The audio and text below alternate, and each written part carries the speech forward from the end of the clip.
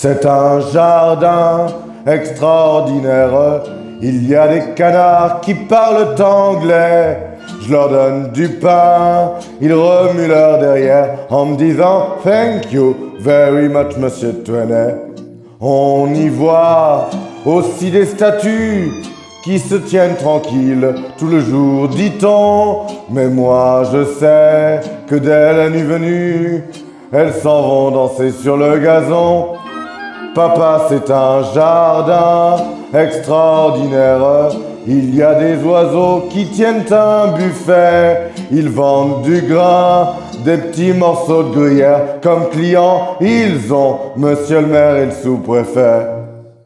Il fallait bien trouver dans cette grande ville maussade où les touristes s'ennuient au fond de leurs autocars. Il fallait bien trouver un lieu pour la promenade. J'avoue que ce samedi-là, je suis entré par hasard dans un jardin extraordinaire, loin des noirs buildings et des passages cloutés.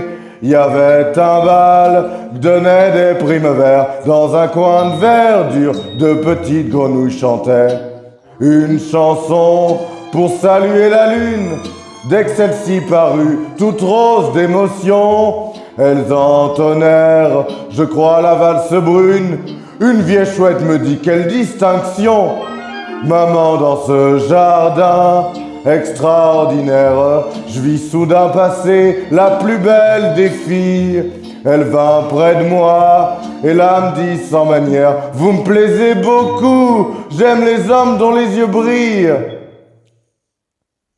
Il fallait bien trouver dans cette grande ville perverse une gentille amourette, un petit flirt de 20 ans qui me fasse oublier que l'amour est un commerce dans les bars de la cité où il met pas dans mon jardin extraordinaire. Un ange du bizarre, un agent nous dit: étendez-vous sur la verte bruyère, je vous jouerai du luth pendant que vous serez réunis.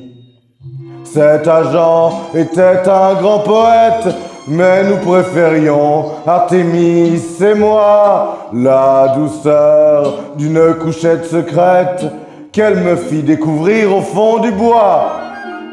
Pour ceux qui veulent savoir où le jardin se trouve, il est, vous le voyez, au cœur de ma chanson. J'y vole parfois quand un chagrin m'éprouve. Il suffit pour ça d'un peu d'imagination.